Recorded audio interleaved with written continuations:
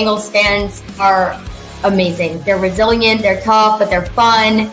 And I'm really excited to hopefully meet a lot more of you. Isaac has the big game. Then we became a real balanced offense for the playoff run, which I thought was really important. He put on the greatest route running exhibition I have ever seen in my life. He was football 24/7, and that was the greatest part of Chad. At times, the early part, I would tell him when we were throwing deep passes, I said, don't wait too long.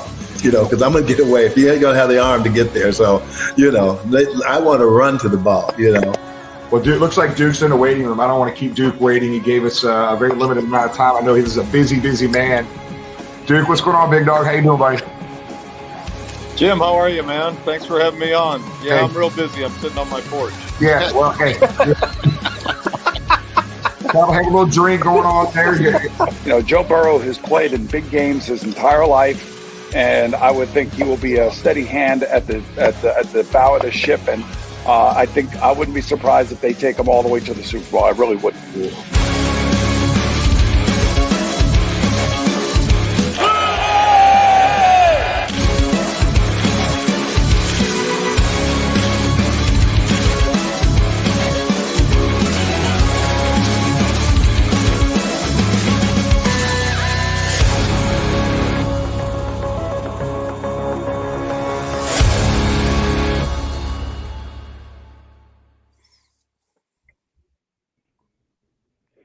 What is up, party people? A big win on Sunday, and we are here without our fearless leader. However, we do have Mark, Tony, and Tom. Tom, do you want to explain where Jamie's at right now? Jamie is on the side of the road somewhere in Canada, stranded, waiting for the Canadian mounted police to come and rescue him. So once Dudley Do-Right comes and picks him up and gets him home, we do expect him on. But last we heard, what was that, James? He texted us about 30, 40 minutes ago. He was on the side of the road with his trunk open and waiting for us. Sending out smoke signals to get back home so he could join us. Mark, Tony, welcome. You guys are a much better replacement than our fearless leader tonight, who we hopefully should have on at 8:20. What's up, gentlemen? How are you guys? Hey, the bigger question about Jamie, is he sleeveless? I don't know. It's probably I don't. What's the conversion between Fahrenheit and Celsius? I can never remember. Is it like -4 up there? December in Canada, I would think not. But if anybody was going to do it and pull it off, it would be Jamie. It's -32 divided by 1.8. Okay. Thanks, Mark. That's why we have Mark on. Not only does he provide good recaps, but he's there. Let's before we get started with our guest, let's talk about the game on Sunday, Tom. Monstrous win, a statement win. But I'll say this, if we want it to stick, if we want it to count, got to take care of business Sunday against the Lake Erie team. But, tremendous resolve, toughness, defense doing what it needed to do and had to do to get a turnover just at the right time to turn the game around. And, I would not rather have anyone on the planet quarterbacking this team other than Joe Burrow. So the receivers playing great, and as much heat starting with me as the offensive line took back in September, they are so much better. And I think they're going to show Cleveland that again Sunday. But, doing what they needed to do to beat what everybody tells us is the best team in the NFL.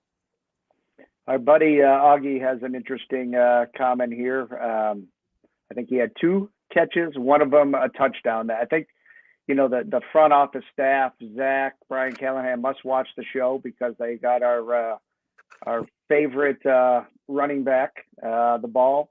He had 2 snaps in the game. Oh, 2 snaps. Okay. Correct me there. Yes. 2 plays, and one was a big touchdown. So kudos to him. I think, looking at the game on Sunday, just coming out and getting that opening drive touchdown was huge. I think it set the tone, and while we trailed a little bit, I just don't feel like we ever looked back. It just gave us that energy As always, the fans that pay core into it from the initial kick, and it was a lot of fun. Those 4:00 games allow us seems like more time to party pregame, although the allotment's the same amount of time, and you'll see a lot of those pregame festivities highlighted in Mark's video a little bit later. But certainly a lot of fun pregame, and appreciate all those that joined us. Tony, would you like to add anything to the game day experience on Sunday as I put some more user comments up? No, I mean, it was an awesome game. Like you guys said, it's a must-win game for us. It set the precedence for the rest of the year, I think. And then, just to echo what Tom said, we need that division win. So we need to make sure we get that Cleveland thorn out of our side and let Burrow have his first win against that team up north. That team up north. What were your thoughts from the game, Mark? Oh, man, it was absolutely awesome. Like you said, the festivities before were great. The game was awesome. One thing I did notice, and I hope the team made some more believers, because at the beginning of the game when we were up 14-3, the crowd was absolutely raucous. And I felt that in like the second half where they took the lead on us, it seems like there wasn't as much energy. I think there was a little nervousness in the crowd, like, this is the best team in the NFL. We've heard it, and our team just came out and executed and did what they had to do. So I hope that there are people there's always some fans that, they're the best coach and you should do this and that. I think we made some more believers.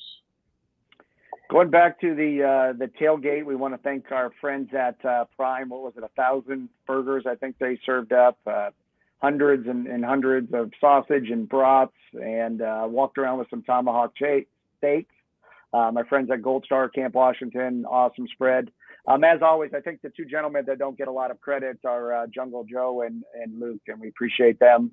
In front of the grill all day. Tony, you know about that. You got stuck in front of the grill in Nashville a couple of weeks ago, and just how much work those guys put into it. Yeah, as much I missed them in Nashville, so it's much appreciated with them guys. And don't forget Mariana, too. She's in there helping cook them wieners and chili and all that good stuff. So, yeah, kudos to those guys for sure. Yep, we appreciate that. As always, Kick and folks at Cincinnati Music Accelerate, DJ Trub is just a lot of fun. And hey, we just we'll be 3-0 Sunday. Also, 3-0. Oh, so she might have to come back for the rest of the home games. Yeah, undefeated. Well, we've got exciting lineup tonight. Trenton Irwin, and then we have our local star that in the last week just took off on social media. Let's go ahead and bring her on and welcome Haven to Bengal Gym and Friends. How are you? I'm doing well. How are you guys? We are on cloud nine after the big win. We're nowhere near as famous as you after this last week. Tell us about it. I know personally I've gotten my wisdom teeth pulled. This is probably like 50 years ago, and thankfully we didn't have smartphones or any of that technology then to show all the silly stuff that happened when I got mine yanked out. But tell us about how the day and the car ride home. Yeah, so going into the wisdom removal surgery, I have this petrifying fear of needles. I have always been scared of them since I was a young child. And, I'm 21. You think I'd be a little bit more mature. I still can't handle it. I don't like them. And so I was terrified to go into the surgery because I knew that they were going to give me an IV to, give me that anesthesia, get me to sleep the surgery. And so like as I was walking back into the room to get this procedure done, I was already crying. I could not keep it together. I was so nervous for the procedure. And after everything was over, they called my mom back and were like, listen, Mom, she went to sleep crying, so she's going to wake up crying. It's totally normal to have an emotional reaction to anesthesia. But the best thing you can do for her is talk about something that makes her happy. So I had my Joe Burrow jersey on that day, and my mom was like, I know what'll fix this. Like, we'll just talk about the Bengals. It's her favorite team. Like, she's a super fan. This will cheer her up. It just turned out for an outlet for me to just let all of the stress of the season out. Obviously, I wept. I expressed some of my true feelings there. But, yeah, that's where the tears came from, was that emotional reaction and just the fear of needles. And if you're one of the few people that haven't seen this video, I'm going to go ahead and try to play a snippet for everybody here. Give me 1 second and see if I can do this without screwing everything up. thing, and I miss him. But then, even if we get past that one, well, then we got the Kansas City Chiefs and Patrick Mahomes, and he's so good, and everyone knows it. And he makes those Subway commercials. Mullen will lose to the Browns. Joe Burrow's never beaten the Browns. They're historically the worst franchise in NFL history. I mean, my goddamn hero can't beat the Browns, Mom. Perfect segue to the game this week. I'm glad your fears did come to fruition about the Chiefs last weekend, but certainly valid fears as they led the AFC coming into Sunday's game. But I agree, the Browns, and something we talked behind the scenes on a little bit earlier, they've certainly been a thorn in our side. And man, you hit the nail on the head with that. Yeah, one of the funny things is when my dad first saw the video, he was like, listen, Haven, I know that we don't like the Browns, but historically speaking, technically they're not the worst. They're just one of the worst. So actually the worst team would be like the Detroit Lions. But I mean, come on, I'm a Bengals fan. So like, of course I'm going to hate on the Browns before I do the Lions. But even this week, I'm still stressed. I know Deshaun Watson's back, but luckily I watched some of the game that he had on Sunday, and he hasn't played football in hundreds and hundreds of days. And to me, it shows. I'm really hoping that this is the time that Joe Burrow can step up and break that 0-4 record.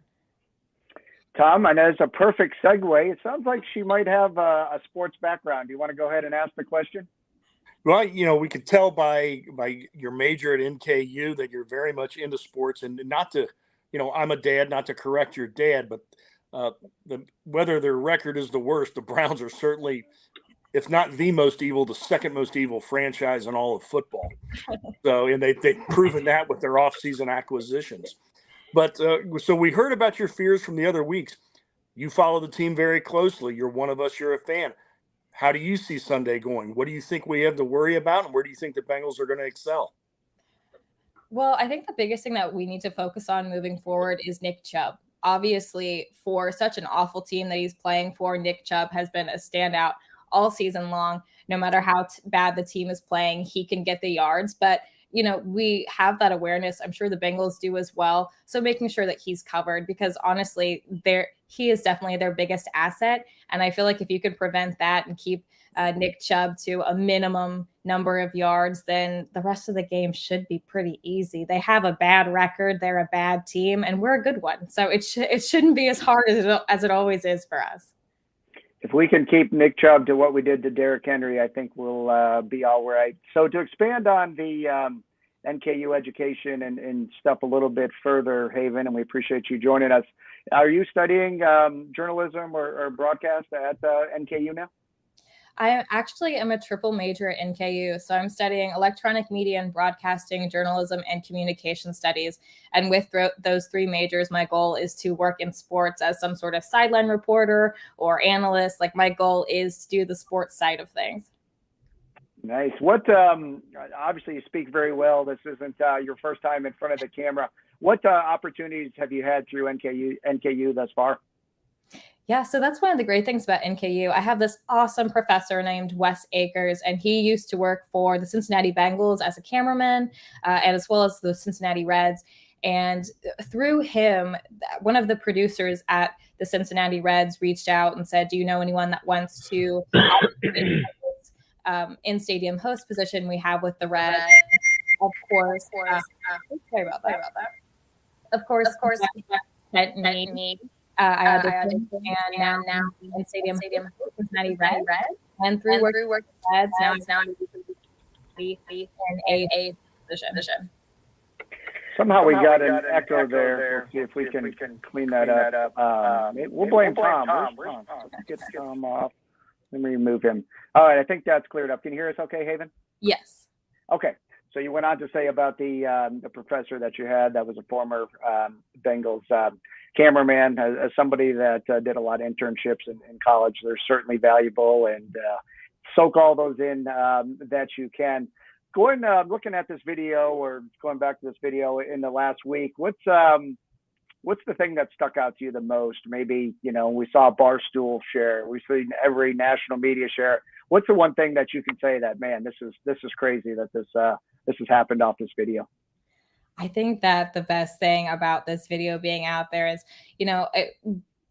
going viral, if you will. I have been paying attention to what the response has been, and it's been overwhelmingly positive. But the funniest comment that I keep seeing is, all Bengals fans are thinking it, but she had the anesthesia to say it. Like, the stress has been felt by everyone this season, but someone finally mentioned it. And I love that because, the Bengals really have one of the best fan bases in the country, and seeing us all come together and be like, this is a really hard season for us, but then also seeing the Bengals beat the Titans and beat the Chiefs, and fingers crossed for beating the Browns next week. They've really stepped up to the occasion lately.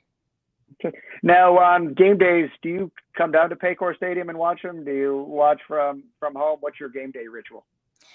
Yeah, so of course I try to do a little bit of both. I'm not a season ticket holder, unfortunately, but I go to the games when I can. And if I'm not at the game, I am at home with my parents because my mom and my dad are also super sports fans. Sometimes we can get my brothers to join in, but they're not as into it as we are. But actually this past game, my mom and I went to our favorite Mexican restaurant. We sat at the bar and made friends with everyone there, and watching the game in that sort of community and environment was really, really fun as well. During the third quarter, I will say I was like absolutely depressed. And so were the rest of us. But, we had that first half energy. We had that third quarter slump, and then things heated back up again during the fourth. Mark, what do you think? Should we invite her down to hang out with us at Bengal Gyms before one of the games? Absolutely. She should come down this week and give us a toast, and that way we can break this duck. And I will say you shouldn't feel bad, because how you sounded about the Browns is how I sound without the drugs. It annoys me to no end that we can't beat those bums. So I'm hoping more than anything that this week we can get it done. Yeah, me as well. I really, he's my hero. That's one of the things that I like about this is, I talk about my love for Joe Burrow in it, but love is about accountability. And if I'm going to love him, I've got to be straight with him, and he needs to beat the Browns. You mentioned you had the Joe Burrow on the day of the wisdom teeth polling. Is he your favorite? Is that safe to bet that he's your favorite Bengal? Of course, I love him because he's always in the front. Like, he is definitely one of the big movers and shakers on the team. But I'm also a huge fan of Jamar Chase because Jamar has that swagger and that attitude. And after every game and even during the games, he's letting everyone know that he's there just by the way he talks and walks and acts. And I love following that because I think it's hilarious. I love the confidence. But also, of course, he is one of the best wide receivers in the league. Gotcha. Before we let Haven go, Tom, do you have a final question for her? No, just not how she sees this coming Sunday, but the rest of the season. The rest of the season. That's a tough question. I'm hoping, to me, with the teams that we have left, honestly, we should be able to beat every single one of them. Do I think that we will beat every one of them? Probably not. I think that, honestly, the Bucs are playing pretty awful this year. It's not Tom Brady's fault, but I feel like that game is going to be a real challenge for us, not because of how good they are, just because I think that the Bengals are the kind of team that step up to the occasion. And when we play a team like the Chiefs or the Bills or one of those big games, they always match the energy. But I think that sometimes we walk into a game with the Steelers or the Bucs and we don't always bring the energy that we need. And so I'm afraid we're going to lose to the Bucs, but I think the Bills will be a great game because it's one of those high pressure things. I think the Browns will, even though they're a bad team, we're historically bad against them. So I'm hoping that they always rise to the occasion like they do. I think we're seeing the tide change, just a game out of the AFC top spot. So we're optimistic. Haven, that's I must say, as somebody that's afraid of needles, that's somebody that's been there, kudos to you. I'm right there in the same boat. And as Mark invited you, anytime you want to come down to Bengal Gyms and hang out with all of us, you're more than welcome. And thank you so much for taking the time to join us tonight. Thank you. I really appreciate you guys having me. Thanks for coming on. Good day, Haven. Good day. All righty. I gotta say, I've had 2 wisdom tooth pulled, and I've never had any reaction. I need a new dentist because the drugs I get, are nowhere near as good as what other people get. I don't understand what's going on there. Tom, I think you had a story, right? When your son got his wisdom teeth pulled? Yeah, my son was staring down at the carpet, claiming that the floor was moving, was crawling around, but he pulled out of it just fine. Now, she's a very impressive young lady, triple major. Her parents must be absolutely humiliated. But a good friend of the show, and we hope forever a good friend of the show, but we may have found the next Marissa Contepelli. Perhaps. And I was going to give a friendly suggestion if she wanted to do her graduate at probably the best broadcast school in Syracuse, maybe put in a good word for her, but I digress. Tony, you are up with our weekly segment. Tell us about all the fun we had last weekend and the huge difference that you make for Bengals fans and where we're at. Yeah, so it was a great tailgate as always. This week we showcased Maddie's House. You guys know Maddie's House is a mental health awareness type organization that helps those transitioning out of the hospital or alcohol or drug abuse. Steve Raleigh joined us along with a few of his volunteers. We had a great raffle package. We did some guitars that he had donated to them. And then we also had our T. Higgins full-size helmet that we did our card raffle for.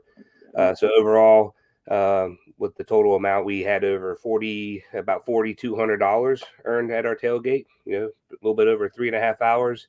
Bengal Nation answered the call, and we were able to get $4,200 towards our total. We are now officially beyond our goal for the year of $75,000. And we are approaching $80,000. So again, kudos to Bengal Nation and everyone who's helping us get to our new goal of 100K this year. So it's phenomenal. $79,633 to date. And what do we have? We have the Browns, we have the Bills, we have the Ravens still at home.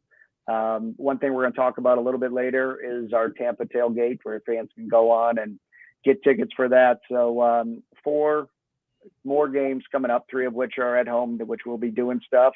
And I'm confident, Tony, we can get to that $100,000 mark.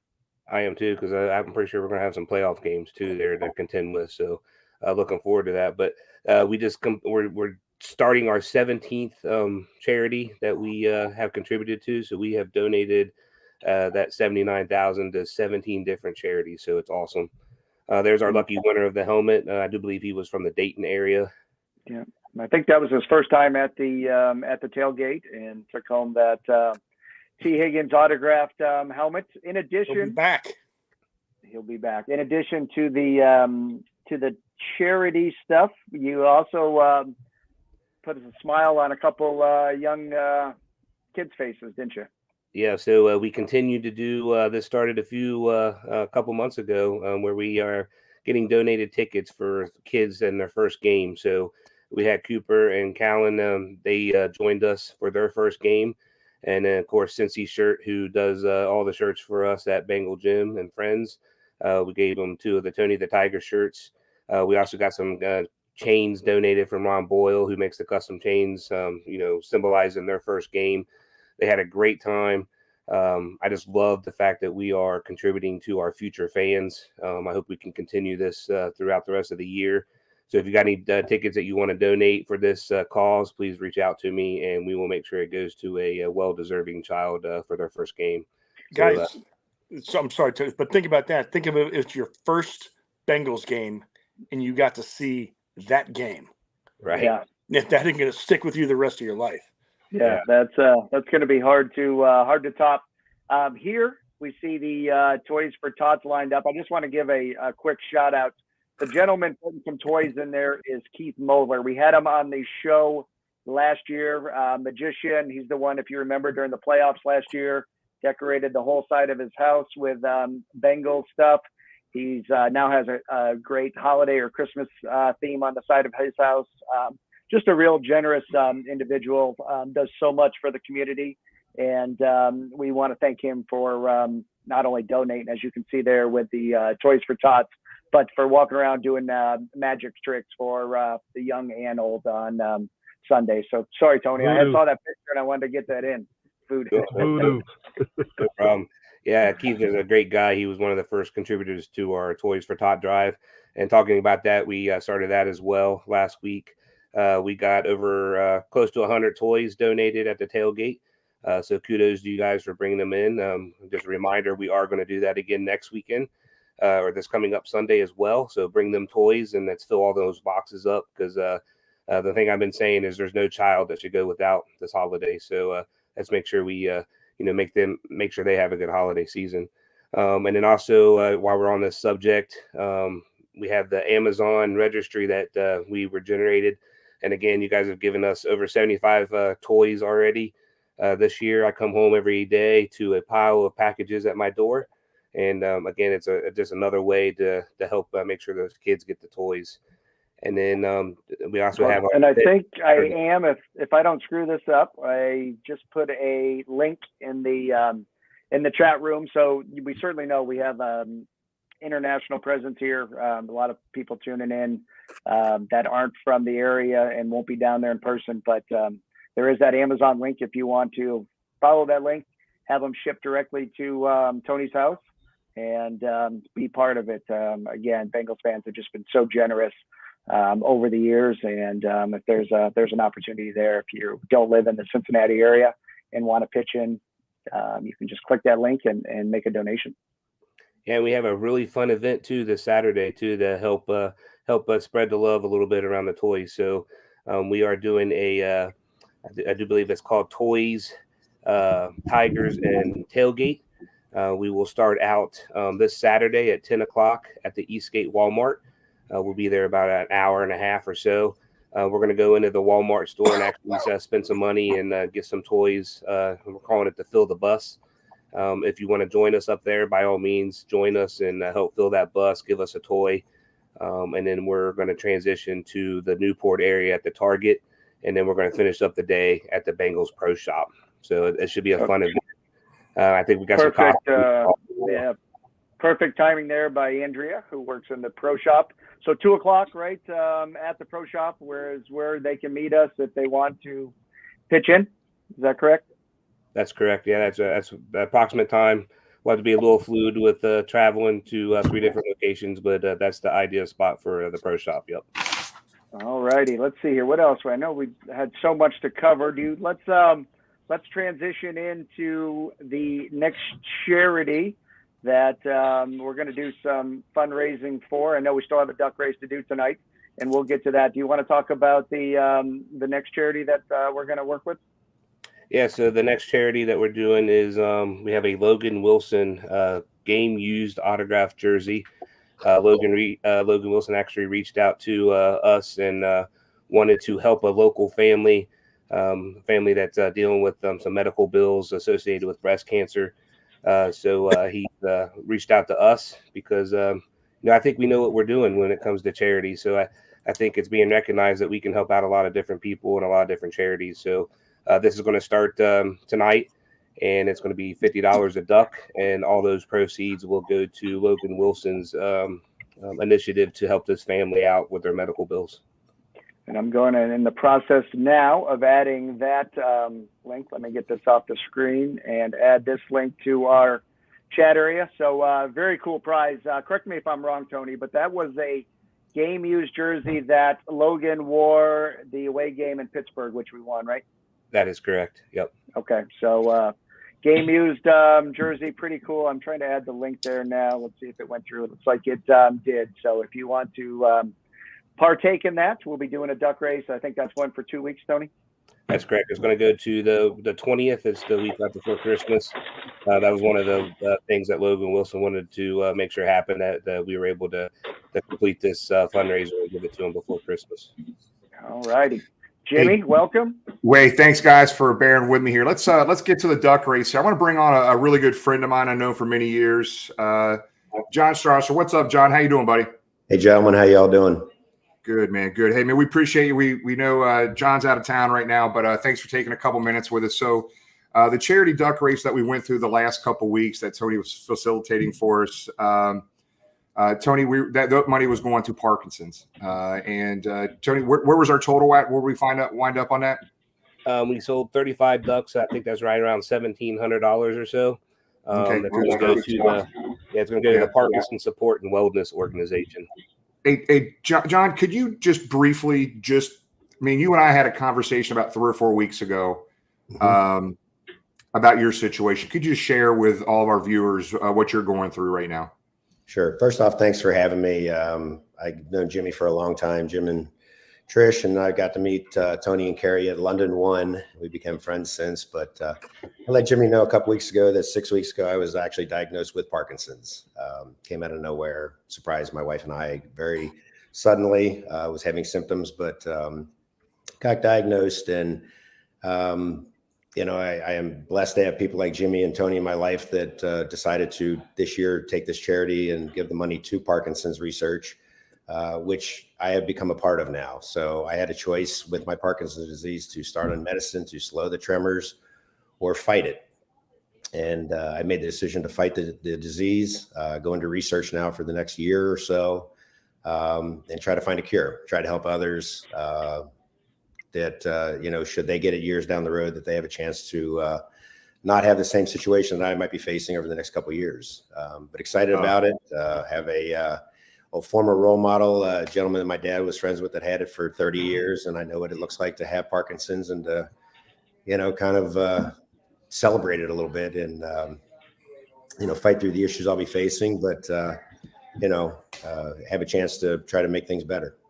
Yeah, John, I just want to tell you that you've been in the prayer list every day since you and I had that conversation, brother. And when Tony and I were talking, it was only fitting that the last 2 weeks that we focused on Parkinson's and trying to find a cure for this awful disease here, man. So we want you to stay on the screen here with us, bud, if it's okay, for this duck race. So we've got a lot of ducks here, and Tom's our duck caller on this usually here. So go ahead and fire it away, James.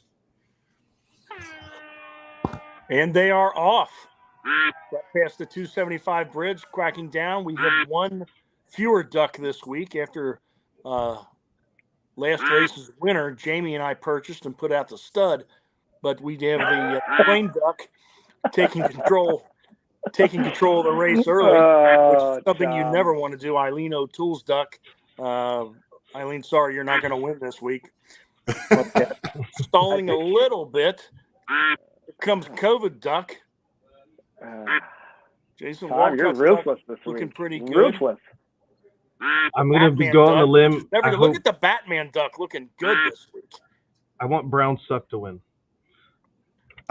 Well, the rest of them. Here comes lime green duck. Stevie Wolfer. Does that say Stevie Rowan Wonder? Wolfer. That's a family affair. Uh-oh. Here we go.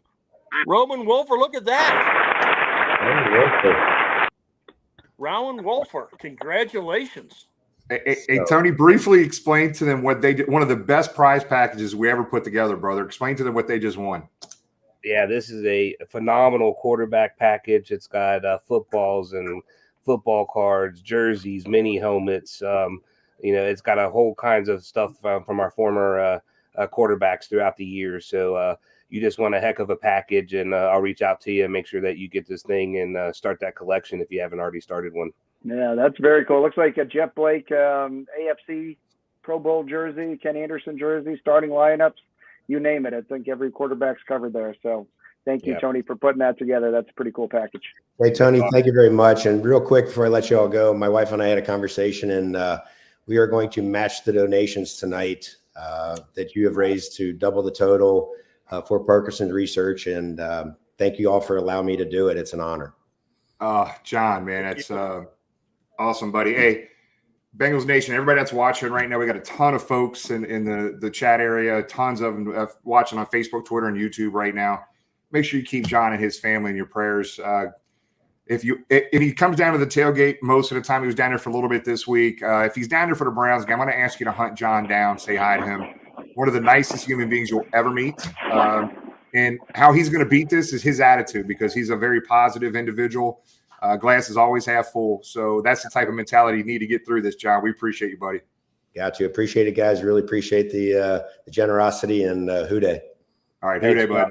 Who Day, John. Who Day, John. Thank you. All right. Hey, James, I think Trenton's in the waiting room, and I think it's his damn birthday, man. How's he taking time out of his birthday to come? Oh, it's not his birthday. My bad. Somebody said it was his birthday. I'm like, okay.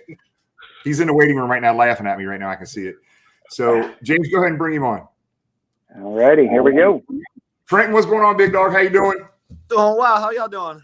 Good, man. Hey, in a very short period of time, you have become a damn legend. The fans love you, brother, and we appreciate you. I appreciate y'all.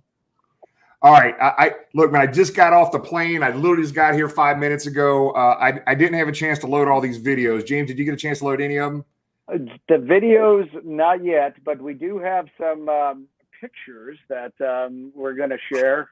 Hopefully, if Jamie gets on, we can upload some of the videos. But for those that don't know, going back, Trenton, it seems like you added an ON to your name here once you made the pros. A lot of the rival stuff, a lot of that older stuff just says Trent Irwin. When going back through the archives, I noticed he had D1 offers from everybody, basically every Pac-12 school, Vanderbilt. So obviously the grades were very good. Trent, we got a picture here. It looks like from the Army-Navy game. At the time, going back and reading this article, I think the gentleman standing next to you was possibly, you guys were looking at Arizona State. For those that followed your career, that's not where it ended up. If maybe that guy was a quarterback standing next to you. Do you want to talk about way back then? Man, yeah, there's so much I could talk about there, but that's my boy. That's actually Brady White. He went to ASU and then went to Memphis, and I think he still holds a lot of the records for passing as a quarterback at Memphis. Just this last summer, I went to his wedding, so I was one of the groomsmen at his wedding. So we're still close, even though we had to take the separate routes to, from college. That was the talk. That's almost went to ASU. Mama wanted me to go to Stanford. She'd always been my teacher when I was growing up, so Stanford was the move, and still happy with it. So. Great decision. Here's another picture. Obviously a California native, signed with Stanford January 6, 2015. So very cool to go back and read some of that stuff from back in the day. And again, a pretty impressive list of colleges. So going back to what you said, the ultimate decision was mom was happy that you went to Stanford? So, yeah, my mom was my teacher my whole life, actually. Well, not my whole life, from like 2nd to 7th grade at like a small private school. So she was big on Stanford. I had a lot of other options, but it really came down to just sort of the people and the combination between academics and sports. And it's hard to beat that at Stanford, It's funny that you mentioned your mom. Obviously, family is very important. Here's a picture I pulled from Twitter at Stanford. It must have been during Thanksgiving time. What you're thankful for? Is this everybody in your family? My sister's missing there. I think she was either at college or somewhere else. But I got the youngest sister there, Ava. But Alyssa, she's missing in that picture. So I got one more sister. Okay. Yeah, all right. Very cool. Go ahead, Jimmy. James, I was able to download that video as we were talking. All right, so Trenton, I'm telling you, I know you've never seen this show before, but I hope the guys have told you and warned you. We're going to find some videos somewhere about you and on you. We found one. It was funnier than hell because we talked about it last week a little bit. But let's play this. What people don't know is Trenton won an Oscar. And this is exactly this little short commercial is what he won the Oscar for. Let's do this. This is great. Thank you.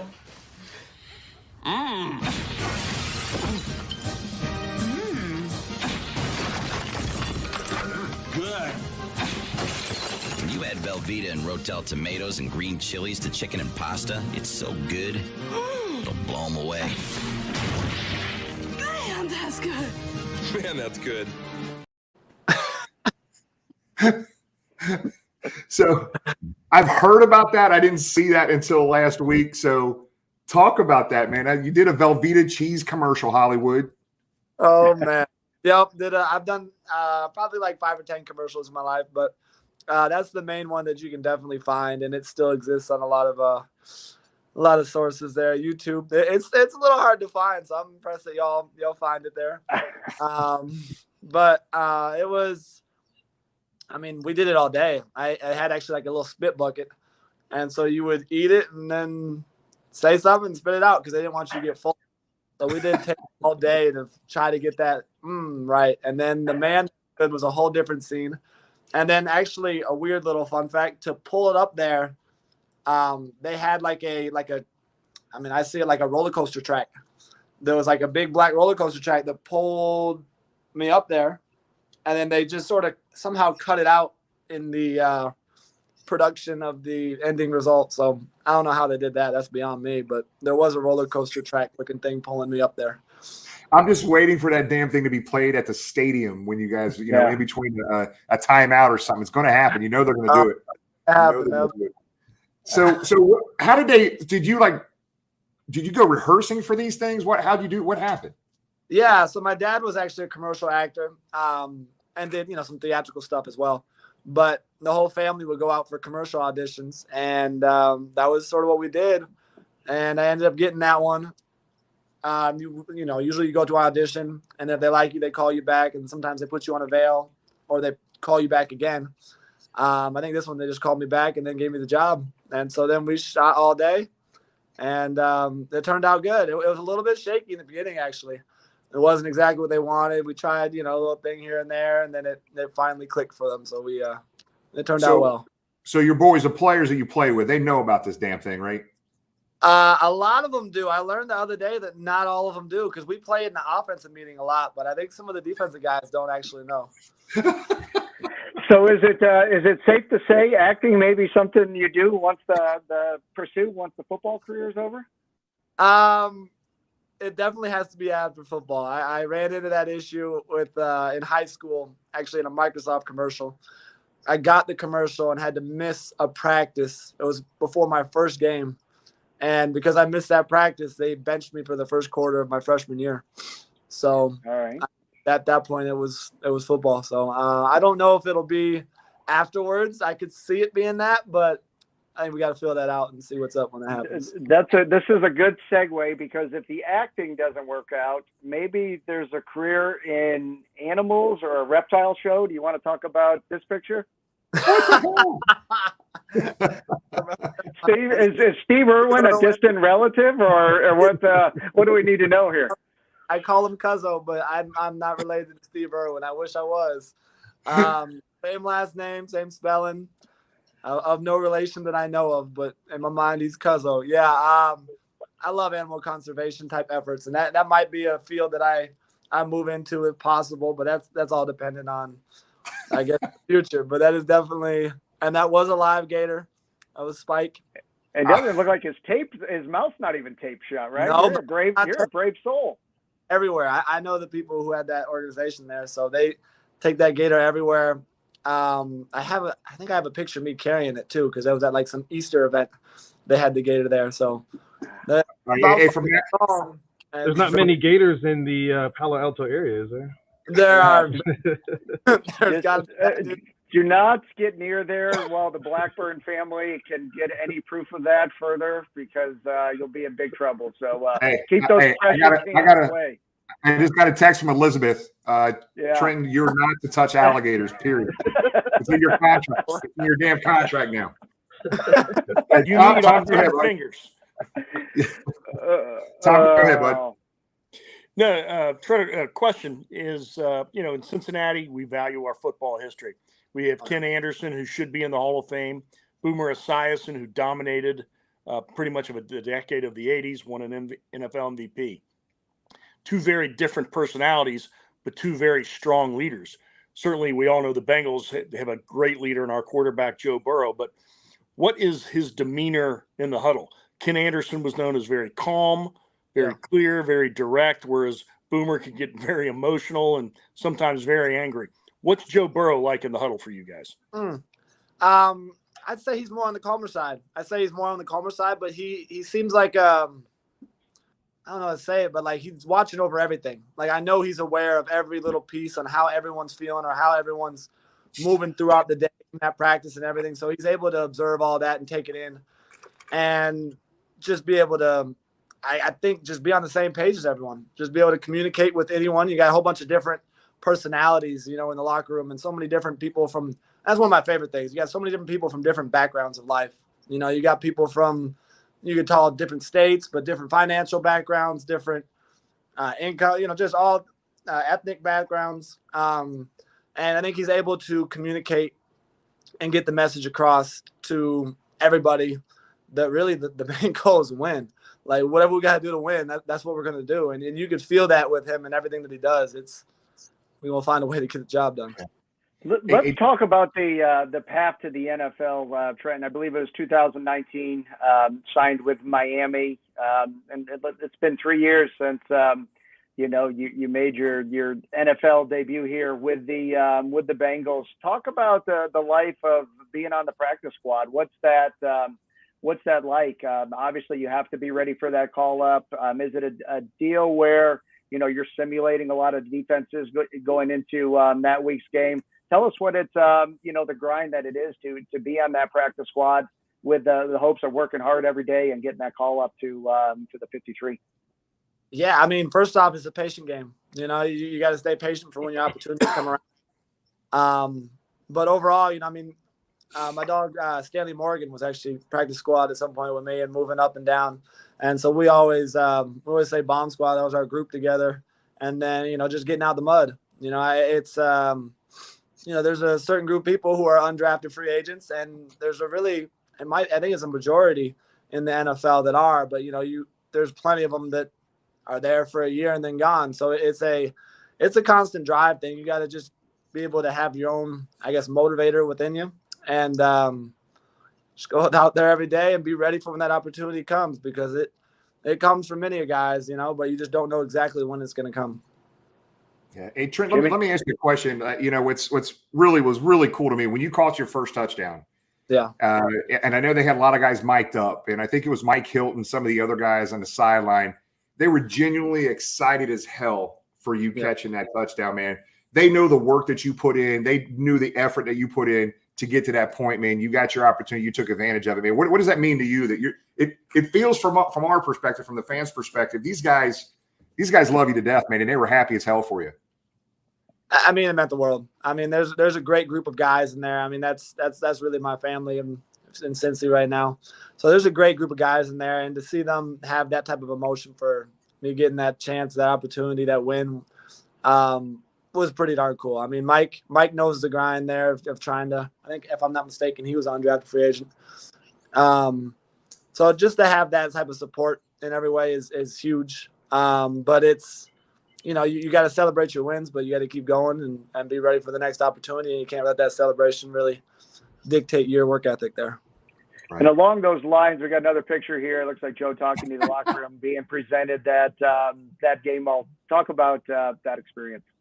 Oh, that was unbelievable. That was pretty cool. I didn't know for sure I was going to get one, but I was hoping for one. Having there congratulate me, that picture's a little bit goofy, but it was, it was a raw emotion. It was what I felt in that moment. And, my mama loves that picture. I'm a little bit like, well, I look a little goofball, but I'll take it. And, where's that ball sit now, Trent? He sleeps with it under his pillow, I see. That one was everywhere that day. But, yeah, no, I still got that here. And then I actually got my jersey right here as well. Oh, that's badass. Badass. Nice. We got another picture here, and it happened, I believe, just a week with nothing bad. We're done with all the hard ones. He's scared. He's scared right now. This is just all raves. These are all raves. This was that catch that Mike Vrabel didn't think you caught. Craig and I happened to be sitting right in front of you on the sidelines there. We 100% knew it was a catch. Was that something you guys worked on all week? And tell us about that big catch there in Nash Vegas.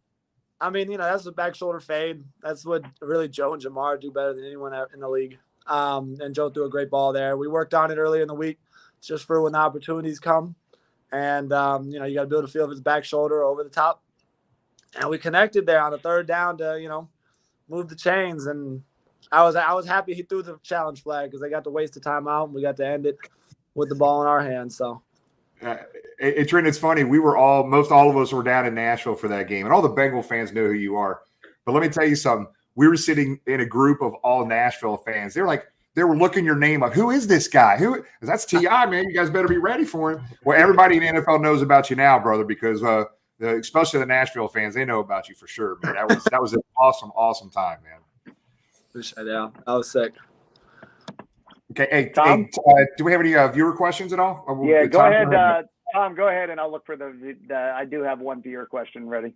Yeah, Trent. One of the things it started really last year when I think the reboot that Coach Taylor was trying to implement happened was how you guys work together so well, work so hard. You guys had Monday off, but from everything we're reading, the locker room was pretty much at capacity with guys lifting weights. I guess Joe Burrow went in, got in a workout, and then dove into studying film on Cleveland. Have you ever been around a group like this that works so well together and works so hard for each other? I definitely have not. No, that's an easy one. I have not been around a group like that. I feel like it's pretty clear that everyone's willing to be bought in and put everything into it every week. That's the number one thing on everyone's mind every week. And, you go through high school and, kids are just playing ball, having fun, but you can always tell the investment levels are different on, each position group or each individual. College, I feel like you get to that next level and you got a lot of people bought in, but then there's still people that you got to drag out to events. And, usually you got to drag someone out to somewhere. They're not invested, but I've seen, here more than anywhere I've ever been. Everyone's just bought in. You expect them to be there working. That's just what they do. And if they're not doing it, they're probably doing some sort of work at home, some sort of film study at home, recovery at home, or it's just a matter of what's got to be done to get the job done. And that's what everyone's doing. So it's a unique group. And, everyone was in the locker room on Monday, on the day off, either lifting, watching film, recovery, any of that. So it was pretty cool just to see that you get the day off, but everyone knows still what you got to do to get the job done. And that's what they were doing. To elaborate on what Tom said, Trenton, that wide receiver room that you're a part of, I'm going to say is the best in the NFL. The unique thing about it is obviously we know Jamar, T, and Tyler, but there's no egos. There's no head hanging if they don't get the ball. It just seems like the next man up. Obviously, Jamar's been out some games this year. T. Higgins has been out some games this year, and whoever's next in that wide receiver room steps up. So maybe you can elaborate a little bit more specifically on that wide receiver core that you're a huge part of, and as I said, the best wide receiver room in the NFL. No, that receiver room is unbelievable. It is, in my opinion, the best receiver room in the NFL by far. And I think in everything that they do, though, you talk about win one-on-ones, you talk about understanding coverages, you talk about, I think, just the camaraderie that we have. the support system. Even after last game, Jamar was like, "Yeah, just keep doing what you're doing, man. I love how you're playing." And I got to go in there and have a catch, 13, 12 yards, whatever it was, and didn't have as big a role, but he's still out there, doing his thing, but making sure he's supporting everyone. So I think that support system is huge. And I think it starts with Troy. Troy Walters, our receiver coach, is unbelievable. He is, the best receiver coach I've had. He understands people as people, but he also understands the system and being able to just communicate what needs to be said and get people individually right, because everyone takes information differently. So you got to be able to address them as individuals more so than as just a blueprint of what works. So I think it starts with Troy, but I think it trickles down to, the top three big dogs there that always support everyone, and we got new receivers coming in, coming out, but there's always a lot of love in that room. And that's pretty unique because it feels like everyone's fighting for each other's job, but really you're just out there, trying to win a game and trying to support each other. Trent, we want to be conscious of your time. Do you have a couple minutes for some viewer questions? Yeah, we'll go. Okay. Bob, this is a great question. We know we have 3 remaining home games at Paycor this year, Cleveland, Buffalo on Monday night, and probably that Baltimore game that's going to be flex. Yes, from a player's point of view, what's the vibe from the sidelines with Paycor home crowd and how loud they are? It's been awesome. It's been awesome. I've been here early when we weren't, doing as well. It wasn't as pretty, or even freaking in the COVID year, it was no one there. But it's been pretty cool to see the city come alive and just, supporting everything. I think the Miami game, the whiteout, was one of the memorable ones that really stuck with me. Is it was like, all right, we're here as a unit, to go win a game. And we took that one as well. But it's been cool to feel that environment. I didn't really have that one in college where it was as rowdy. We were a little bit quieter. We had Stanford was known as the library, both being smart but being a little quiet. So it's cool to have that atmosphere, to have that city backing you up. Okay. Apparently, our viewers, our Bengals fans watching, are stereotyping you. Long hair, blonde, from California. The popular question here is, do you surf? Yes. Okay. I knew it was gonna be a question. I long hair down. All right. Like, to all the stereotypes there, I have the long hair. I'm from Cali, and I don't know how to surf. So I got the long hair. Look, I don't have the skill set yet. That's something we can acquire. But I think I gotta be safe, for the body as well, and not get hurt. So I gotta be in the right circumstances to be able to do that skill.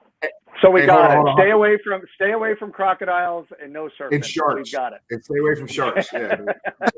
We don't need you in the water anywhere. You're good. All right. Also, Jimmy, Trent, I did take it have away. one question if you do have time. Yeah. Go ahead. So first, I want to congratulate you on making the 53-man roster, and a lot has been made over Cincinnati about the head coach, and one of the things that I love about our team now is that how everyone contributes. So can you speak to what it's like working under Zach Taylor and just the vibe he gives and how his demeanor is, just gives confidence to the whole team? Yeah. No, I mean, Zach just feels like when you're in the locker room with Zach, he just feels like another, I don't want to say like another person, but he treats everyone as people. Like, he knows everyone's name. You come in there as a practice squad guy who you're there for day 4, and you walk by Zach, and Zach will be like, "Hey, what's up, John?" or whatever your name is there. And he knows everyone's names. He treats everyone as individuals. And I think that has that trickle down effect. Everyone knows everyone and everyone respects everyone. Sometimes someone walks around, whether it be the big boss or whatever have it, you're like a little timid to be able to say anything. But Zach invites open communication there. And I think he sets the standard for how everyone communicates and how everyone is open to just be themselves. So I love the job that Zach does. And he obviously does a great job. See it from the outside, but from the inside out, it's good too. Yeah. Hey, Trent, I just want to let you know, I also text Elizabeth and Troy and Duke, and they're responding, you're not to be anywhere near the ocean or any lakes in Florida, any swamps in Florida, man. We need you. We need you, brother. We need you. So, hey, we'll kind of close out with this. I just want to add just 2 more quick, want to comment. And so Saturday is your birthday, correct? December 10th. I think that's Saturday. All right. See, he was trying to, I said today was his birthday, but hey, what better thing than for us to beat up on a city up north? Oh, yeah. On Trent's birthday weekend, brother. So talk about, look, we lost to these guys twice last year. That last game didn't matter because none of the starters hardly played anyhow, right? But they got our number a little bit, but we got some payback to do here Sunday, right? I think it's a beautiful thing. I think Kansas City, we had plenty of energy and plenty of purpose to try to go win that game just because they were the number 1 seed in the AFC. And, we had played them in the playoffs. We'll probably see them again in the playoffs. But, coming off that big win, we still look at Cleveland and we're like, well, they beat us probably 3 times we played them or more. So, we got a lot to prove there. And, that being the Browns, and the family there and all that. There's a lot of stuff to prove that we still have on the table there. So I think that's just going to bring great energy to practice and everything that we do and an investment to try to go get that win because we need it. We need a statement there. We need to set a little standard. We'll be there. We'll be there, brother. We'll be there Sunday, loud and proud for you, bud. Hey, so I do want one, if you can, just a request from us. We want you to do a P Ryan, bounce somebody off the turf, man. Just stiff on them. We want to see you. We want to see you, man. We want to see you do it. Don't do that. I just catch them all run to the end zone. Oh man, I don't know if I got that one in me, but I'll do my best P Ryan impression. Well, brother, hey man, it means a lot. I tell you what, man, you have I just overnight have become like a legend here at Cincinnati, brother, and the fans, not just locally but across the country and internationally, brother. You're one of the most popular Bengals right now, man. And we love you, man. And stay healthy. Stay away from the damn alligators. Don't go anywhere any near sharks. We need your ass for the rest of the year because we got to make this Super Bowl run, brother. And we need you, man. But we appreciate you so much for being with us, bud. I appreciate y'all having me on. All right, Thanks, man. Trenton. Appreciate it. Who day? Great guest. He's a freaking blast. That was a lot of fun. I had some high school video I didn't get a chance to cut up, man. But this dude was played defensive back. He was a receiver, returned punts and kicks. He was all over the damn field in high school. So I'm sorry, James. Go ahead, man. I'm just here for the ride right now. My bad. No, that's it. I think we're right there. So let's. This is the 2-minute warning. So let's bring Tony back on and close this out here. Mark, we did not get it since I just got home and Jamie had those issues. I don't think we got your video loaded, did we, James? Yeah, you know what? Actually, I do. So hold on here. I think I can play this here. Let's see, man. Tell Jamie we miss him. We need him back. I'll say it was a right great before the time. 2-minute warning. Mark threw the red flag. We're good. Yeah, I did. Let's see here. Google Drive. Let's see if we can get this played because we had a pretty epic tailgate. Let's see here. There it is.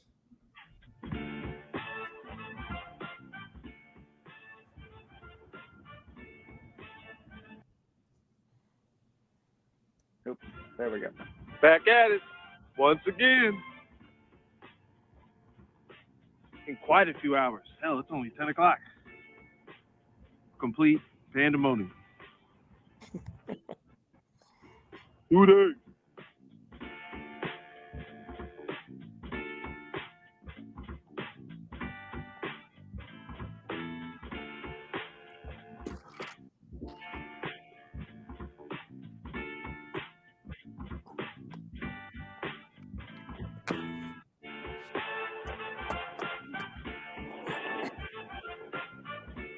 Now this year, they're writing us off.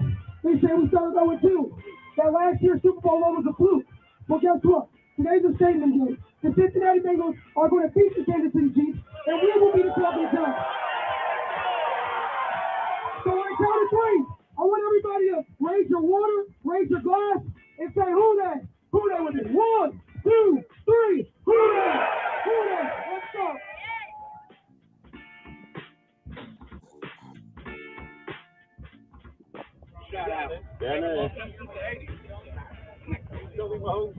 Where's that at? That's Melton, Victoria. Let me get a who day. Who day? Where you from? From Amsterdam. Okay, who day? Who day?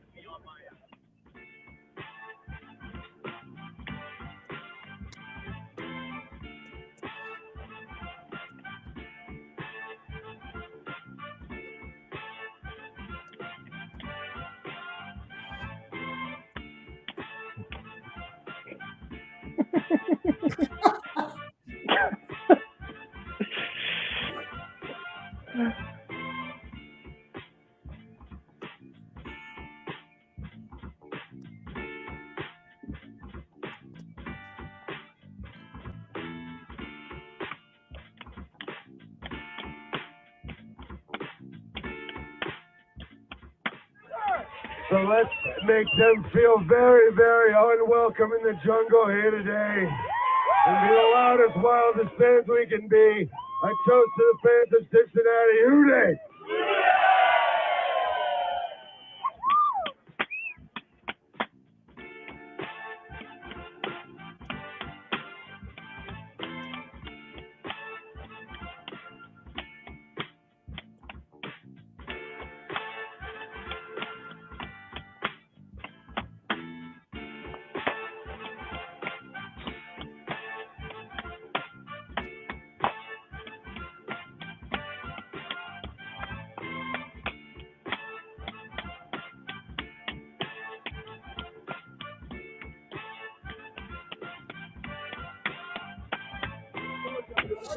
Ready, Mark? You ready? Here we go. 1, 2, 3.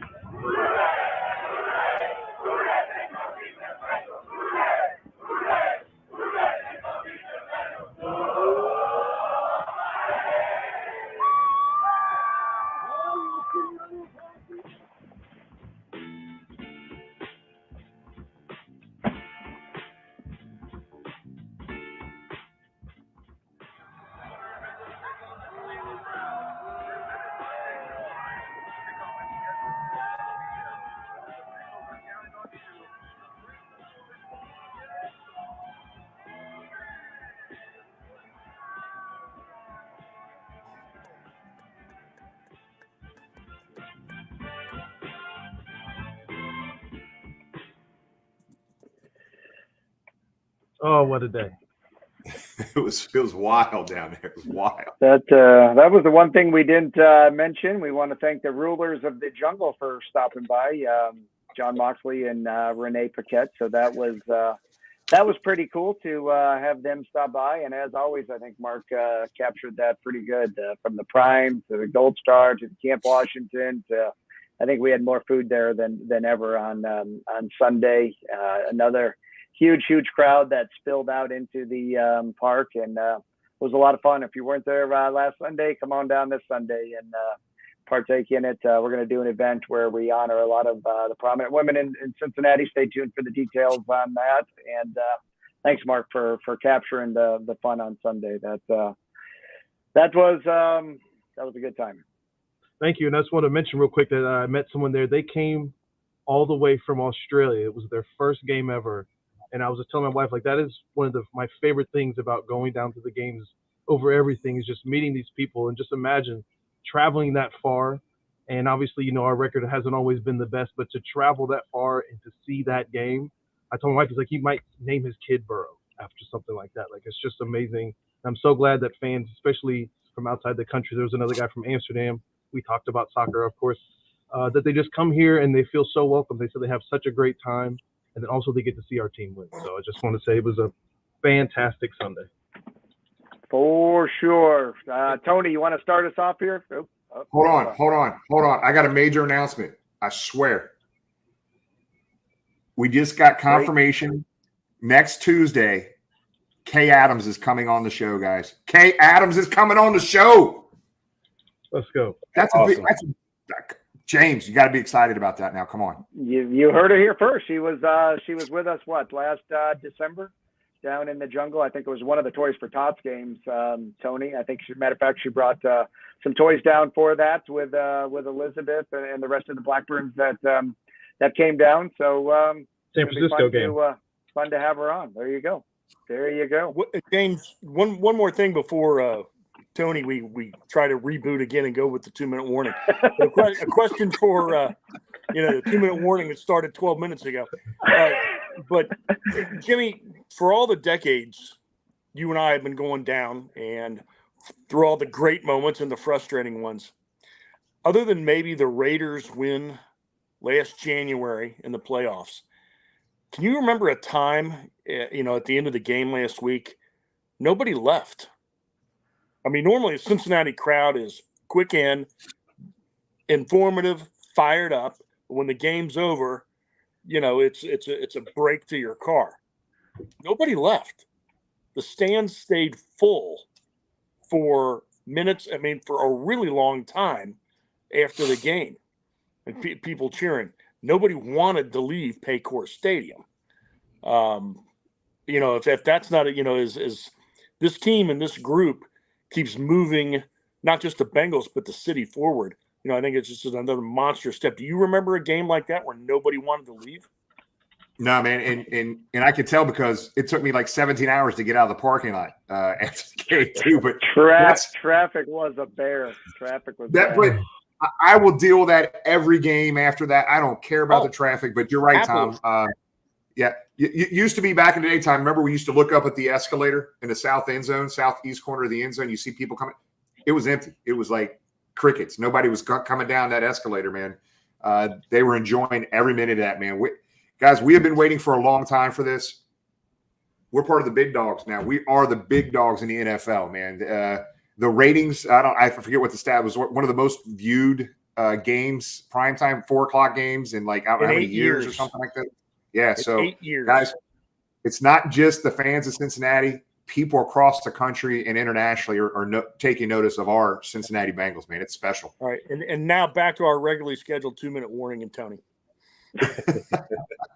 Well, just want to say it was a heck of a tailgate.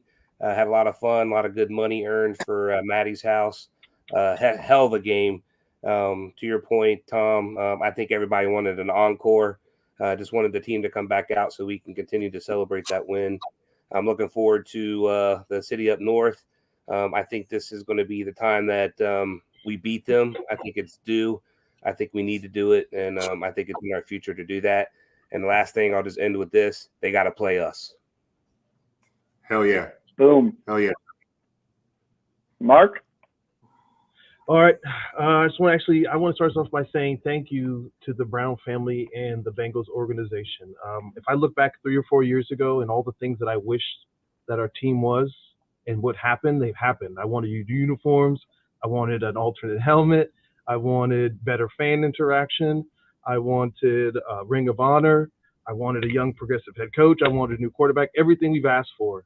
And one really important thing, like with Trent, is utilization of the whole roster. And if you look at that game, that's the play where we scored the winning touchdown.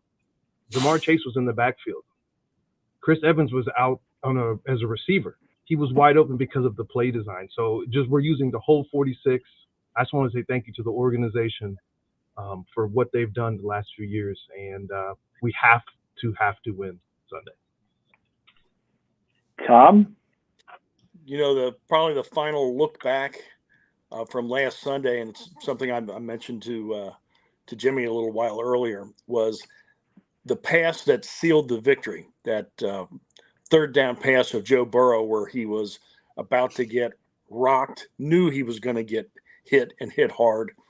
He had a window of, throwing through a tire. There was one spot he could complete that pass to, and he buried it right in T. Higgins' chest. Probably in the history of the franchise, all of Boomer Esiason's 70-yard touchdown passes, Ken Anderson scrambling or firing a bomb to Isaac Curtis, that's got to be top 3 of the biggest pass completions in franchise history.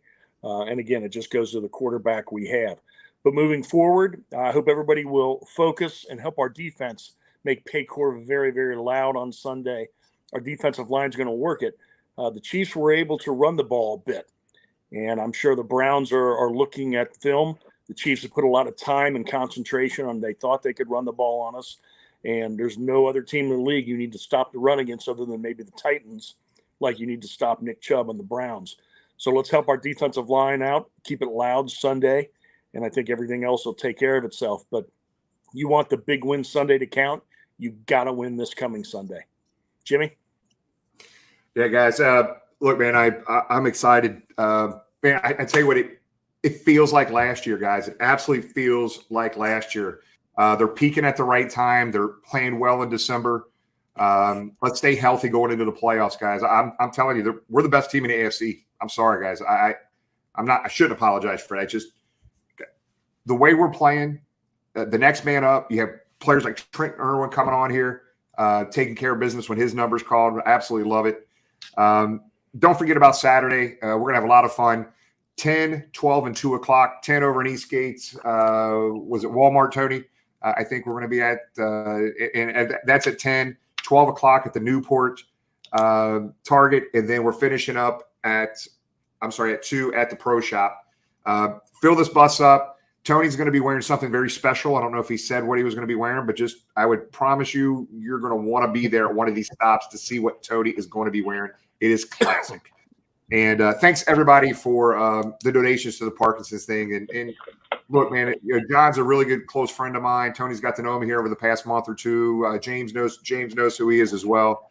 Guys, this is why Hoot Nation is the best, man. When you've got a family member in need, a fan in need, Bengal Nation always seems to step up and do what they can to help. And I absolutely love it, man. And it's awesome.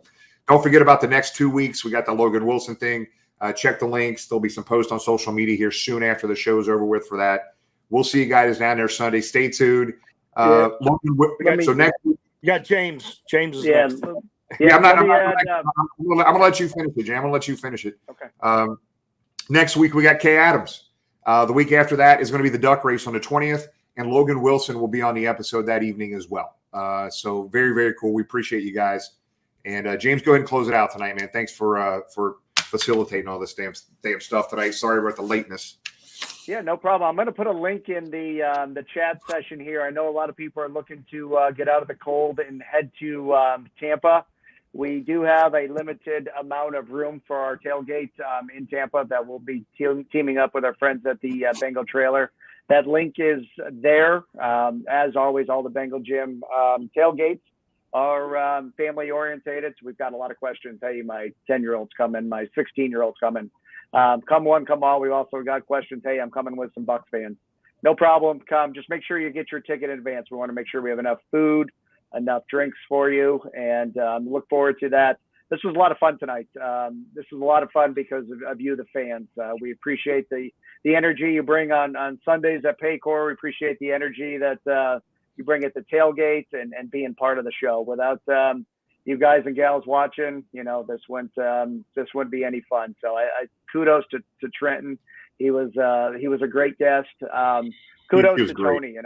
I just got a text from somebody that Parkinson's affects them. So a lot of the charity work that we do, it touches everybody we know in some way. So again, we appreciate the donations. Just under 80,000. We'll get to 100,000, and a big guest for next week with Kay Adams. So again, thank you to everybody. Stop out and see us Sunday in Lottie. And Jimmy, anything else you want to say?